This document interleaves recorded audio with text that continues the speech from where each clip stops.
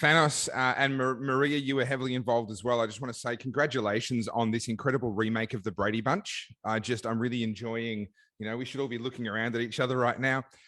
Guys, jokes aside, this is an incredibly serious time, and this is not a moment to be shy. I was actually sent by one of my followers earlier today some incredible quotes from Sophie Scholl. So thank you, Andrew, if you're watching, for sending me these. Sophie Scholl was, of course, she was the White Rose. She was murdered by the Nazis at 22 years of age because she was such a prominent anti-Nazi that they hunted her down and they found her. But I want to read this quote from her.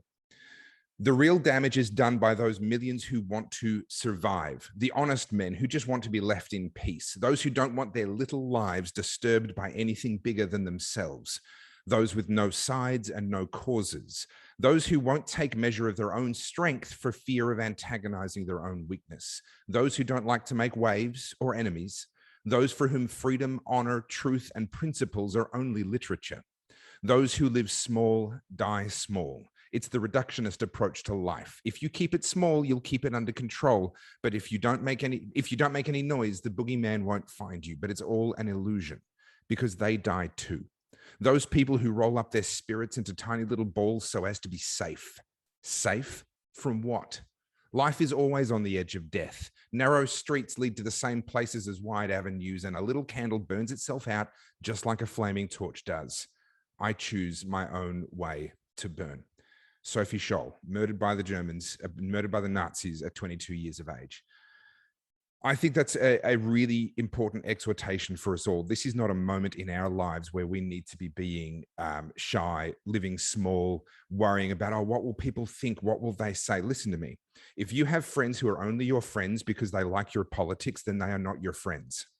If you can't actually speak up and tell the truth on an issue as important as this, then they are not your real friends and you don't need them in your life. Stop worrying. Stop playing small ball.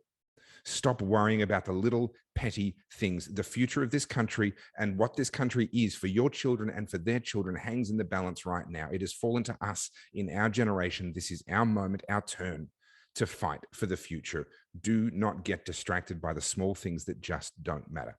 There are three things that each and every one of you watching right now, and I believe there's over 14,000 people watching, each and every one of you can do.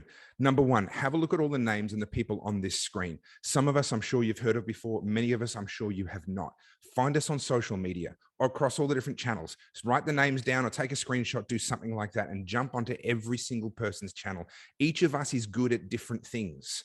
Some of us are better at explaining and understanding. Some of us do more breaking news. Some of us do. Each of us is good at different things. We're on different platforms.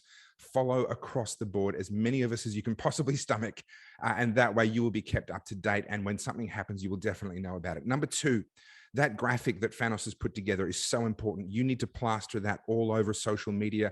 It's on my Facebook page right now, pinned at the top. I'm sure it's on everybody else's channels as well. Find it, copy it, post it again, share it, do whatever you can do. Make sure that that is all people see for the rest of tonight and tomorrow and for as long as this fight goes on with this bill. Keep that going around and make sure you act on it as well. Contact those MPs, contact your MPs as well for wherever you live. The third and final thing, and I'm going to leave on this point, wrap your brain around preferential voting.